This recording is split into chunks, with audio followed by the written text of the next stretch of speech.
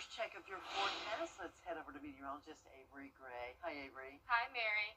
I don't have good news for you because we're not expecting sunshine today. We're actually already starting to see some rain enter into those southern counties and western counties. But our look at yesterday, 50 degrees was our high. We barely topped out at 50 degrees. Today we're reaching 52 with those overcast skies and rain expected as we head into the evening. Live Viper 6 radar already showing that rainfall starting to go into those southwestern counties, and you can expect a pretty rainy day for the rest of today and as we head into Friday as well. Our Terry Lambert Hyundai Sky View Cam showing a very snowy view in Paradise, Michigan. Right there, you're looking at Lake Superior.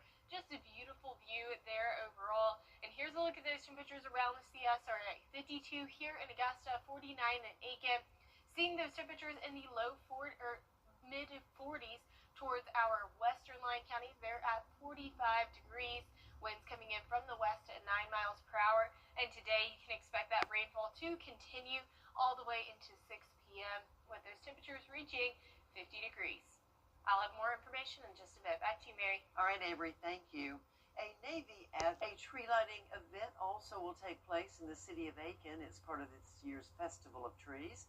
It's being hosted at the Center for African American History, Art, and Culture. Today's event begins at 4. The Festival of Trees will be open to the public through Saturday, January the 3rd. Visiting hours are Wednesday through Saturday from 10 a.m. until 3 p.m. Tomorrow, Graniteville will hold its tree lighting ceremony. That starts at 6:30 p.m. There will also be a wide variety of crafts, gifts, and home-baked goods for sale at Better World Studios on Marshall Street. That's going to be available tomorrow from 5 to 8 p.m. and Saturday from 11 a.m. until 3 p.m. Heads up, it's a big parade weekend in the CSRA. The Richmond County Christmas Parade will take place Saturday in downtown Augusta. It kicks off at 1 p.m. Then on Sunday, the Columbia County Christmas Parade will begin at 3 near Evanstown Center Park. News Channel 6 will stream both parades on our app, WJBF 6+. Also on Saturday, Grovetown, Graniteville, and New Ellington will hold their Christmas parades. Grovetown's parade will begin at 10 a.m. along Wrightsboro Road from Trudeau Trail all the way down to Horizon South Parkway. The one in Graniteville will take place on Main Street beginning at 3 o'clock. And then New Ellington's Christmas parade will be held from noon until 2 with floats, music, Santa, and much more. Still ahead, your Live Viper 6 forecast with meteorologist Avery Gray. Plus more on an Arctic blast aimed at millions of Americans. You'll want to stay tuned for that. HappyThanksgiving.com. Want to win? Call me. Weather headlines on News Channel 6, brought to you by Southpaw Roofing. Closed captioning on News Channel 6 is sponsored by Hearing Associates of South Carolina. Now, your most accurate forecast with WJBF Live Viper 6. Welcome back. Temperatures across the CSRA, 52 here in Augusta. We're seeing those upper 40s now on our western line counties, seeing 43 and 44 in McCormick and Saluda counties. Overall, seeing those temperatures in the upper 40s to low 50s across our viewing area. But it's much colder in Paradise, Michigan, where we just saw this earlier, but it is definitely snowing. Tons of snow falling down there, and it is much colder. Very cool view here of Lake Superior. So there actually is that Great Lake. That's the view of Lake Superior there. And so just a cool view, and they're actually getting some lake effect snow, and you can see that there. So there, this is Lake Superior. They're getting all of these bands of lake effect snow right into that upper portion of Michigan there. But overall, we are seeing some rainfall in our area. Now, if it was colder, if it was a lot colder than what it is now, this would be a wonderful snow day for us, but we aren't seeing those lower temperatures, so instead it is just rain. What we're watching with this rainfall is this Gulf low pressure system. This is called a Gulf low. That low pressure system about to make its way across the southeast right into our viewing area, bringing us tons of rainfall. So here's a look at that futurecast. This is today at 1 p.m. You can see Richmond County completely saturated.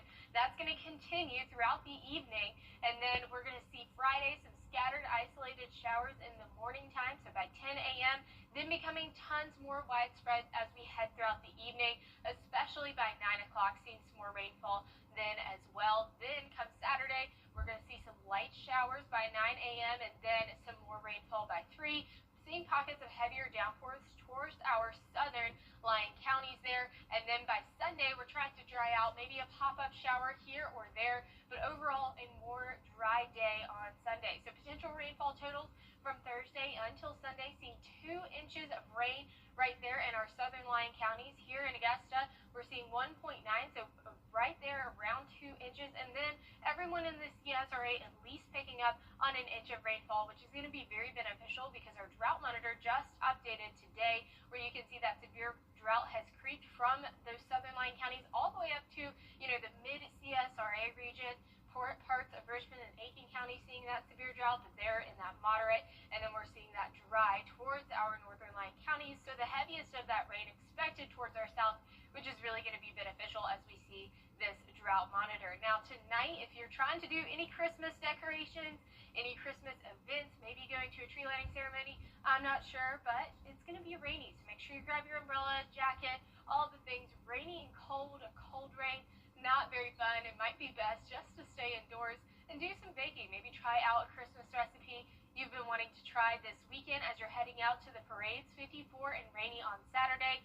Sunday, though, we're going to see a few lingering showers, so a light shower possible with a high of 54 as well. Tonight, overnight low temperatures 42 degrees. Highs tomorrow 52, well below average. And here is a look at your 10-day forecast, where we're seeing a cold rain today and into tomorrow as well. Those temperatures in those low 50s, not really seeing any sunshine until next week. Mary? All right, thank you, Avery. And if you think it was cold here this morning, be glad you're not in the Midwest. It was 0 in parts of the country, and that was the actual temperature, not the wind chill. Here's ABC's Alex Perez.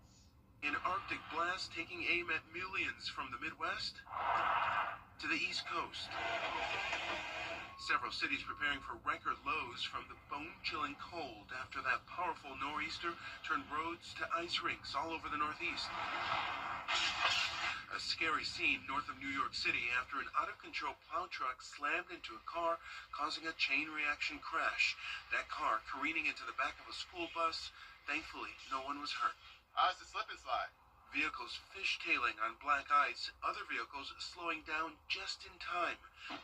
Outside of Boston, this cruiser left a mangled mess after hydroplaning and flipping several times. The officer inside was injured. Even four-wheel drive vehicles were no match for the slick roads. The roads were already wet, and then the snow just came up on top of it, so you can't really see the black ice. The coldest air of the season now moving in. Alex Perez, ABC News. Coming up, it's the giving season. Some stories that will warm your heart. Straight ahead. Got in an accident. Some heartwarming news as this holiday season gets underway. Complete strangers lifting others up because of their generosity. Sophie Flay has more. At 88 years old, veteran Ed Bombas has been working full-time at a grocery store in Brighton, Michigan. I'd like to share your story. He says he retired from General Motors back in 1999, but lost his pension when the company went bankrupt. Then his wife got sick, so he's been working to pay off the medical debt left behind after she passed away. The thing that hurt me the most was my wife was really sick, and when they took the pension, they also took the health care coverage and all but $10,000 of my life insurance. His story catching the attention of a social media influencer who flew to Michigan to surprise him. No 88-year-old in America should have to work because they need to, and that breaks my heart. He launched a fundraiser online and raised more than $1 million in just a day and a half. Oh, thank you. Of course. Then there's the story of Marcellus Riles of South Bend, Indiana. I thought it was like an early April Fool's thing. To call his truck a clunker would be a disservice to clunkers. But believe it or not, he drives that truck every day to his job at the dollar store on the south side. Locals have been posting photos of it, marveling that it's still on the road. There are work trucks, and there are trucks that work.